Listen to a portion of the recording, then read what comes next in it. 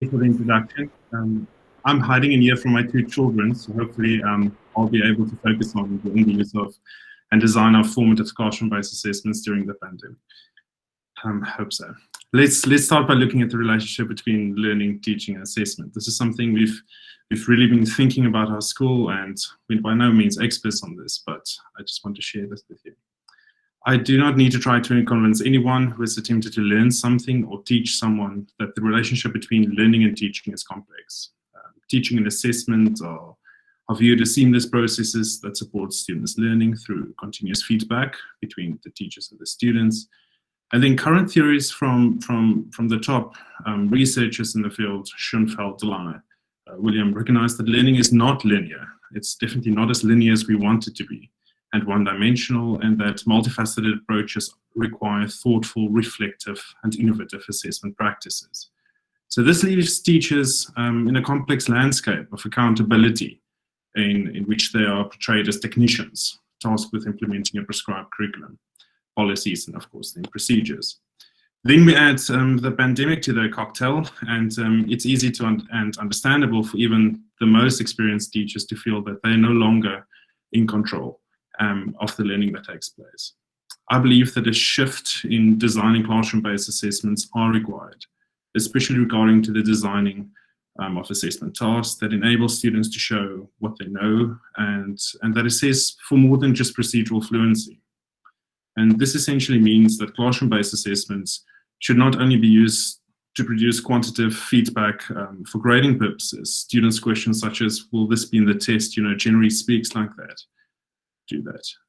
Students learn that, and of course, from my experience, that students learn that teachers who assess only routine procedures value procedural competence and not necessarily deep thinking and reasoning. So this is all to do with, letting, assess for that deep thinking, assess the deep thinking in the students, assess for just more than procedural fluency. So it's here where research can guide us on best practices. Creating, promoting, and advancing a learning-centered classroom is essential. Teachers have been asked through all the curriculum changes to promote a student-centered classroom, and that is, of course, one aspect of a learning-centered classroom. The only way for teachers, I believe, to promote a learning-centered classroom is for their teaching and their classroom assessments to be aligned with each other, to talk to each other, and then, of course, to be aligned of the perspectives of constructivism and social constructivist views of learning. I believe that how and what mathematics teachers assess defines what those teachers value. It's more essential than ever before to question our own beliefs of learning and our conceptions of assessment. It's important for the mathematics community, I believe, to interrogate our beliefs about how students learn, evaluate our own teaching and assessment practices, and attempt to understand how and where we position the relationship between teaching, learning, and assessment. So who does the talking in your lessons? Be critical about how you would rank teacher estimates of achievement, student and teacher relationships, strategies that integrate work with prior learning, inquiry-based learning, homework, quantitative feedback, qualitative feedback, school climate, classroom climate, all those things that in Hattie's meta-analysis, visual learning that he focused on. How do you make sense of that? So I think that's where we started. So to establish a learning-centered classroom without emphasizing the importance of relationships, I believe, will gather little momentum. Self-driven and deep learning relies on the strength of the relationships that exist between students, teachers, and parents. Some of the questions I can ask are you leading a learning space that is marks-orientated or learning-orientated? For who is the feedback that your assessments generate useful for? What information does it provide? Only quantitative or qualitative as well? Does your assessments focus on more than just assessing for procedural fluency? How do you know if students have a conceptual understanding of concepts? Especially during this time, it's so easy to hand out just something that fulfills the minimum requirement that's expected of you. Which skills are honed in? Are your assessments used as a vehicle to support students' learning and understanding? Is it promoting those 21st century learning, literacy, and life skills. So of course, I'm by no means an expert on this, and I don't give myself out to be one.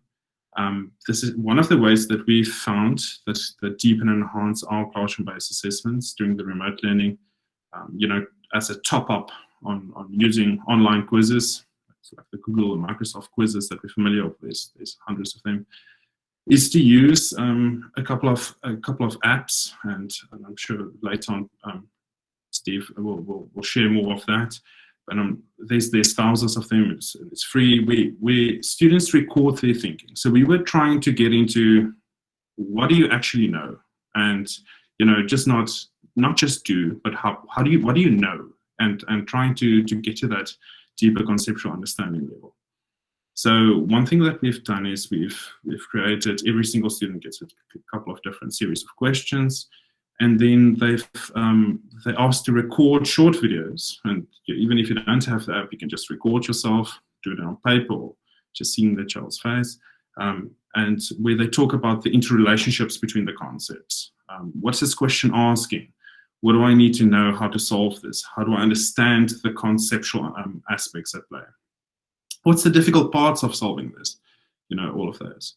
And then after the videos have been assessed by the teacher, and qualitative and quantitative feedback given to them, students are then divided into small groups, even through remote learning, virtual groups, and then it's released to all the students in the group, and then they were asked to critique each other's videos on the concept. So an example of this would be like grade 11 reduction formulae, which is not the most exciting content to always teach, and but those questions where you're really trying to understand if they know where everything goes together, like if it's in terms of K with double angles or compound angles. So let them talk about those concepts and dig deeper, giving critique but also digging deeper, and comments such as I like the way that makes sense to you, or that makes so much sense to me now if you think it in that way, or I didn't hear you actually say that. Do you know that? So I firmly believe there's a symbiotic relationship between assessment in mathematics and the learning of mathematics is of the essence during these unprecedented times. These are very difficult, complex times, but it's also exciting times, I believe.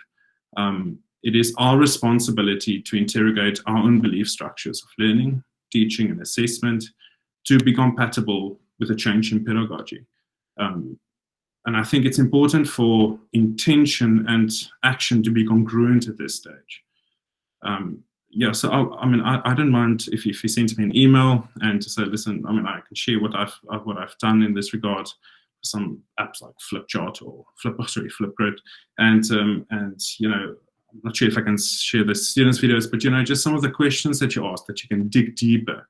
And I think there's enough technology out there if you really want to test what you need to test. But I think it's also difficult during these times, or it's easy during these times actually, to miss that conceptual understanding, developing those other skills that's also required, or, because they're not always physically with you. So yeah, that's my part. Let me know if you've got questions. Yeah.